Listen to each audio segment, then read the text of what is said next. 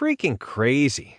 The next morning I was on the ground by the plant in the living room, and my pants were around my ankles. Deputy Thomas Rachette of the Sluice-Byron County Sheriff's Department adjusted the vent so that the vanilla-scented air fluttered across his closely shaved hair. Pat Zander laughed and slapped the steering wheel. Man, I'm telling you, it's that kind of stuff that made me quit drinking. You should give it a try. You know what? I think you're right, Rachette said, meaning zero of the words he'd just said. I tell you what, though, that plant was the healthiest in my apartment. You talking about that decrepit one that leaned against the wall over by the window? Yeah. Wasn't that the only plant you had? Yeah, so? Smiling wider, Pat shook his head and switched the radio dial to 90.3.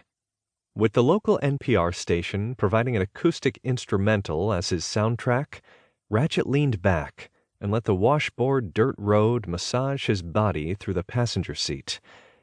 The forest flitted by the window, gilded by a half moon hovering in a sea of stars. Another flash hit the landscape, coming from the encroaching storm behind them. Gonna be a big one, Rachette said. You'd better be careful on the way home.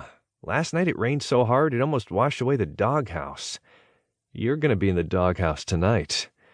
Rachette smiled and eyed the dash clock, which read 11:10 p.m. Nah, Shar won't care. The truth was, he was proud of himself for cutting short this Thursday evening trip to the bar.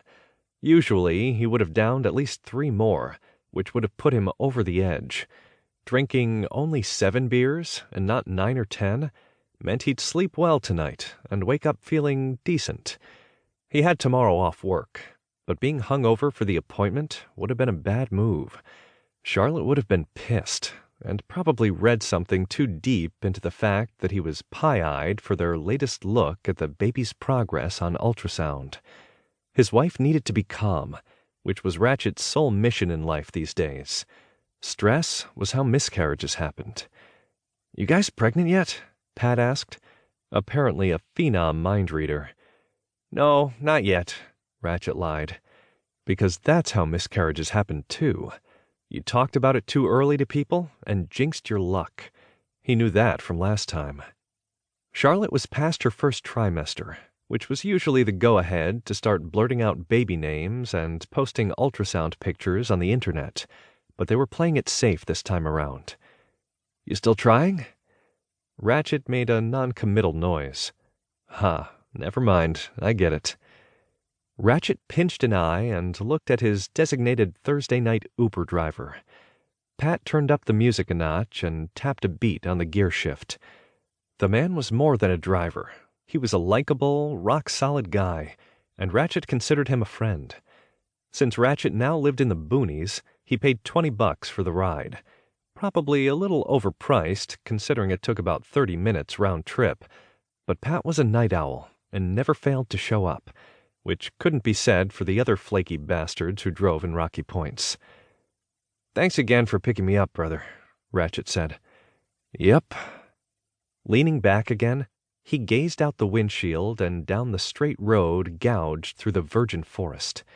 Tall mountains cut the east and west sky, striped with snow tendrils glowing in the moonlight. Since their marriage last year, Rachette and Charlotte had purchased a small place on 5 acres, northeast of town. Staring at the darkened woods, he smiled to himself with satisfaction at their decision to buy out here, where few others lived. To move into the sticks was ballsy, but to wake up on his own chunk of raw land every day brought back memories of growing up on the farm in Nebraska.